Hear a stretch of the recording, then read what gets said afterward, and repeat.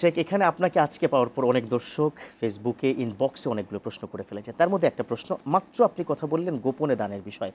তিনি বলছেন যে আমরা সমাজে দেখি বিভিন্ন মসজিদে কিংবা বিভিন্ন মাদ্রাসায় দান করার পরে নিজের নাম সেখানে ফটকে বা ফলকে বা সবার সামনে যদি সেটা প্রকাশ না করা হয় তাহলে রাগ করেন। তাহলে এই দানটা আল্লাহ কবুল করবেন কিনা বা এই দানের কি হবে? দানের মধ্যে যদি রিয়া থাকে, লোক দেখানো থাকে যে আমি দান সাদাকা করলাম বা নাম বলে নাই। মসজিদে নাম বলে নাই, এই জন্য অনেক ইমাম খতিবদের চাকরিও চলে গেছে। ইয়েস। আর একটা হচ্ছে যে ময়দানে অনেক সময় মাহফিলগুলিতেও একই অবস্থা হয়। কিন্তু কোনো মানুষ যদি মনে করেন যে আমার নাম বা ভাইরাল ফলাও হওয়ার জন্য, করতে হবে। ফলো হওয়ার জন্য, ভোট ব্যাংক বৃদ্ধির জন্য, সমর্থ বৃদ্ধির জন্য এই কাজগুলি করেন, তাহলে এক পয়সা কোনো লাভ নেই। কিন্তু কেউ যদি কিছু কিছু ক্ষেত্র রয়েছে, কেউ যদি মনে করেন যে আমার এই দানের কারণে আরেকজনে উৎসাহিত হয়ে আরো বেশি সে দিবেন। বেশি দেবেন, তাহলে সেটা জায়েজ রয়েছে। এই একটা রয়েছে। কোরআন তেলাওয়াতের ক্ষেত্রে রয়েছে, বেশি করে দান সাদকা, মানে প্রতিযোগিতার কথা মানে বলা হয়েছে। পুণ্য কাজে তোমরা প্রতিযোগিতা প্রতিযোগিতা করো। করো। আল্লাহ পাক কোরআনুল কারিমের মধ্যে বলছেন, জাল্লাযীনা ইউনফিকুনা আমওয়ালাহুম বিল-লাইলি ওয়ান-নাহারি সিররান ওয়া আলানিয়া ফালাহুম আজরুহুম ইনদা রাব্বিহিম ওয়ালা খাউফুন আলাইহিম ওয়ালা হুম ইয়াহজানুন। রাতে হোক, দিনে হোক, গোপনে হোক, প্রকাশ্যে হোক, তুমি যে দান সাদাকা করবে, এতে আল্লাহ রাব্বুল আলামিন বলছেন তোমার সহি শুদ্ধ নিয়তে এইগুলি করলে তোমার ভয় নেই, চিন্তা নেই, এর প্রতিদান তুমি পাবে। কোরআনুল কারিমের মধ্যে আল্লাহ পাক বলছেন যে এখন দান সাদাকা কোথায় কোথায় করবেন। আপনি প্রশ্ন করতে পারেন যে আমি দান সাদাকা তো ঢালাওভাবে করা যায় না, এটা ক্ষেত্র রয়েছে, খাত রয়েছে, কোথায় কোথায় দান সাদাকা করবে। এক এক ধরনের দান এক এক খাতে ব্যয় করা যায়। এই যে তো সেক্ষেত্রে কোরআনুল কারিমের আল্লাহ বলছেন যে তাওয়ানু আল বিররি ওয়াত তাকওয়া ওয়ালা তাওয়ানু আল ইসমি ওয়াল উদওয়ান। যত কল্যাণময় কাজ, দেশ জাতি ইসলাম গঠনে, প্রচার প্রসারে, এই সমস্ত কাজে তুমি সব ধরনের প্রতিযোগিতা করো, সহযোগিতা করো, টাকা পয়সা, সময়, বিদ্যা, বুদ্ধি, শ্রম, মেধা সব দিয়ে।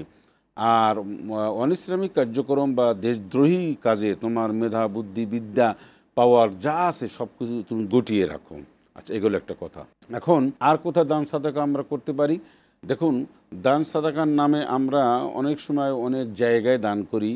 যেমন আমি আপনাকে পরিষ্কার করে বলতে পারি, যেটা আমরা দেখি, অনেক মৃত্যু ব্যক্তির কবর হোক, এইখানে আমরা যে দানগুলি করি, টাকা দিই, পয়সা দিই, এটার কোনো জায়েজ নেই। এটা ইসলামে নিষিদ্ধ রয়েছে। না, কোনো ভিত্তি নাই। মৃত্যু ব্যক্তির তো টাকা পয়সার দরকার নাই। আমরা কি করি জানেন? আপনাকে কি বা করতে পারবে? কিচ্ছু করতে পারবে না। পৃথিবীর কোনো মৃত্যু ব্যক্তি কিছু করা সম্ভব নয়, সে যেই হোক না কেন।